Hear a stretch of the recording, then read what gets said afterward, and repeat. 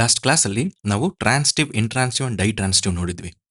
In this class, we shall be discussing what a helping verb is all about. But before that, let me tell you one thing, that subject plus verb plus object. Again, if you are watching these videos, do watch these videos in 1.5x speed possible. YouTube ಅಲ್ಲಿ, or else 2x also, if you can watch. Now, it will save your time. ನೋಡಿ, subject plus verb plus object. ಈಗ verb ಅಲ್ಲಿ ನಮಗೆ ಎರಡು ಇರ್ತವೆ. ಒಂದು helping verb, ಇನ್ನೊಂದು main verb ಅಲ್ವಾ? So I can write this now. ಈಗ ಸ್ವಲ್ಪ ಮಾಡಿಫೈ ಮಾಡಿ, ವರ್ಬ್ ಅಲ್ಲಿ helping verb plus main verb ಇದ್ದೇ ಇರ್ತವೆ, plus object. Suppose Ram is playing cricket. Suppose Ram place cricket. ಈ ಎರಡು ಸೆಂಟೆನ್ಸಸ್ ಅಲ್ಲಿ ನಮಗೆ ಚೇಂಜ್ ಎಲ್ಲಿ ಸಿಗ್ತಾ ಇದೆ? ಚೇಂಜ್ ಇಲ್ಲಿ ಸಿಗ್ತಾ ಇದೆ. ಈಸ್ ಪ್ಲೇಯಿಂಗ್ ಅಂತ ಇದೆ, ಇಲ್ಲಿ ಪ್ಲೇಸ್ ಅಂತ ಇದೆ, ರೈಟ್? ಈ ಎರಡರಲ್ಲಿ ಚೇಂಜ್ ಏನು ಅಂತಂದ್ರೆ ಒಂದೇ ಒಂದು, ದಟ್ ಈಸ್ ಈಸ್ ಅಲ್ವಾ? Yes, very good.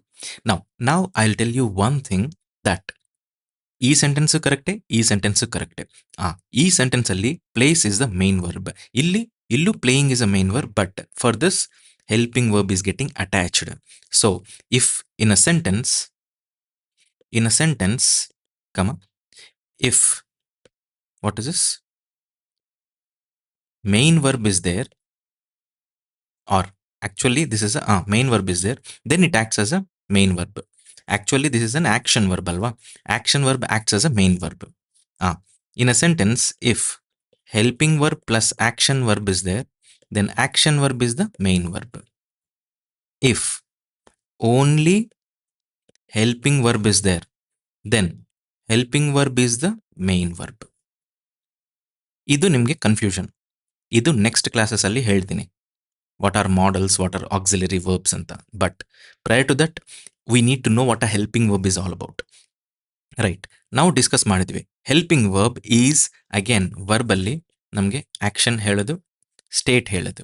Helping verb tells us about state in terms of time, right? Very good. ನಾವು ಈಗ ನೋಡಿ, ಅದೇ ಹೇಳೋಣ. ಸಪೋಸ್ ಸೇಮ್ ರಾಮ್, ಇಲ್ಲಿ ಈಸ್ ಪ್ಲೇಯಿಂಗ್ ಅಂತ ಬರೀತೀನಿ, cricket something. Ram was, right, was playing ಅಂತ ಬರೀತೀನಿ, cricket. Ram again this we discussed, will be playing cricket ಅಂತ ಬರೀತೀನಿ. ಇಲ್ಲಿ ಚೇಂಜ್ ಎಲ್ಲಿ ಅಂತಂದ್ರೆ ಈಸ್, ವಾಸ್, ವಿಲ್ ಬಿ ಅಂತ ಅಲ್ವಾ? Is, was, will be, these tell us about time. And what is this? These are helping main verbs by telling time.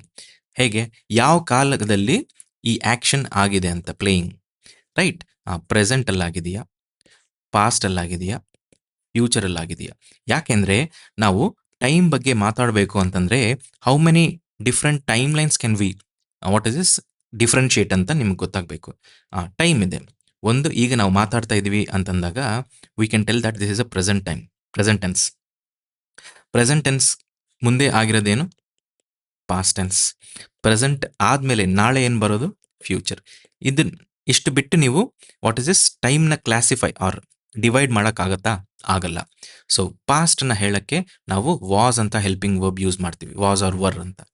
ಪ್ರೆಸೆಂಟ್ನ what is this ಹೇಳಬೇಕು ಅಂತಂದ್ರೆ is, am, are, right? Is, am, are ಅಂತ ನಾವು ಮಾತಾಡ್ತೀವಿ. Helping verbs is, am, are ಅನ್ನವು, was or were ಅನ್ನವು, right? ಫ್ಯೂಚರ್ನ ಹೇಳಬೇಕು ಅಂತಂದ್ರೆ ನಮಗೆ ವಿಲ್ ಆರ್ ಶಲ್ ಅಂತ ಎಕ್ಸ್ಟ್ರಾ ಆ್ಯಡ್ ಮಾಡ್ತೀವಿ, ಅವಾಗ ಫ್ಯೂಚರ್ ಆಗುತ್ತೆ. So these are all words which are helping a verb, hence these are called helping verbs. ಇಷ್ಟೇನಾ ಇರೋದು? ಇಷ್ಟೇ ಅಲ್ಲ, ನಮಗೆ ಬೇಕಾದಷ್ಟಿದ್ದಾವೆ. Can, could, shall, should, may, might, must, ought to, as I discussed in the last classes. There are many helping verbs, but ನಿಮಗೆ ಇಷ್ಟು ಗೊತ್ತಾಗಬೇಕು, as these are all helping verbs. Okay, so finally what did we learn ಅಂತಂದ್ರೆ subject plus verb plus object ಅಲ್ಲಿ, right? Main verb ಅಲ್ಲಿ ನಮಗೆ transitive, intransitive, transitive ವರ್ಬ್ಸ್ಗಳು ಸಿಗ್ತವೆ, right. Intransitive ಅಂದರೆ ಒನ್ ಆಬ್ಜೆಕ್ಟ್ ಸಿಗುತ್ತೆ, ಸಾರಿ ಟ್ರಾನ್ಸಿಟಿವ್ ಅಂದರೆ ಒನ್, ಇಂಟ್ರಾನ್ಸಿಟಿವ್ ಅಂದರೆ ಝೀರೋ, ಟ್ರಾನ್ಸಿಟಿವ್ ಅಂದರೆ ಟೂ ಆಬ್ಜೆಕ್ಟ್ಸ್ಗಳು ನಮಗೆ ಸಿಗ್ತವೆ. But this is all about what? This is all about action. ವರ್ಬಲ್ಲಿ ಇನ್ನೊಂದು ಕಾನ್ಸೆಪ್ಟ್ ಇದೆ, ದಟ್ ಇಸ್ ಸ್ಟೇಟ್, ರೈಟ್. ಸ್ಟೇಟಲ್ಲಿ ನಾವು ಟೈಮನ್ನು ಮಾತಾಡ್ತೀವಿ. ಟೈಮಲ್ಲಿ ಹೇಳುವಾಗ ನಮಗೆ what are this? Present, past ಹಿಂದ್ಗಡೆ ಆಗಿರೋದು, ನೆಕ್ಸ್ಟ್ ಆಗೋದು ಫ್ಯೂಚರ್. ಈ ಮೂರು ಇದ್ದಾವೆ.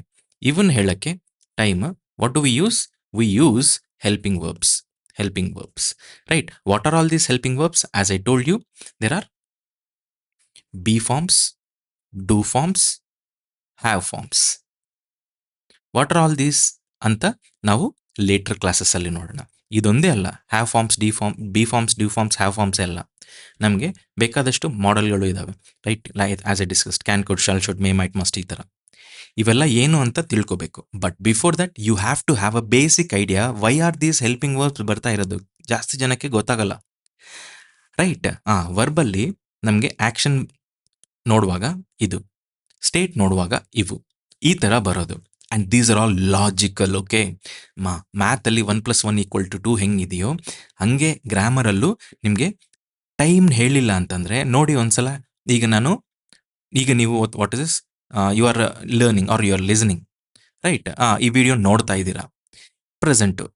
ನಿನ್ನೆ ಅಂದರೆ ನೋಡಿದ್ದೀರಾ, ನಾಳೆ ಅಂದರೆ ನೋಡ್ತೀರಿ, okay.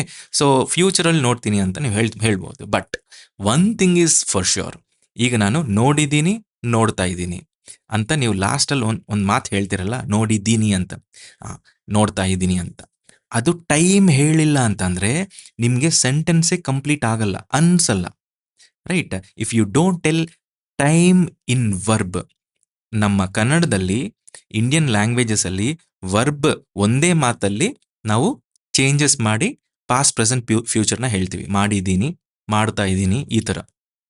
But in English, to tell time we specifically use another one word, and that is a helping verb, right. Sir ನೀವು ಹೇಳ್ಬೋದು, ಆ ಥರ ಇದ್ದಾಗ V1, V2, V3 ಅಂತ ಬರ್ತಾವಲ್ಲ, ಪ್ಲೇಯ್ಡ್ ಅಂತ.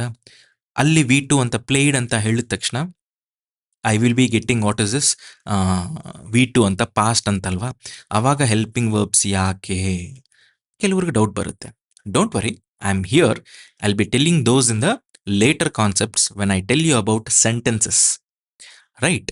Okay, this is it and this is all. By this we complete this helping verb. First ನಾವು helping verb ಏನು ಅಂತ ನಿಮ್ಗೆ ಗೊತ್ತಾಗಬೇಕು, ಅದು ಯಾಕೆ ಅಂದರೆ ಯಾಕೆ ಇಂಪಾರ್ಟೆಂಟ್ ಅಂತ ನಿಮ್ಗೆ ಗೊತ್ತಾಗಬೇಕು.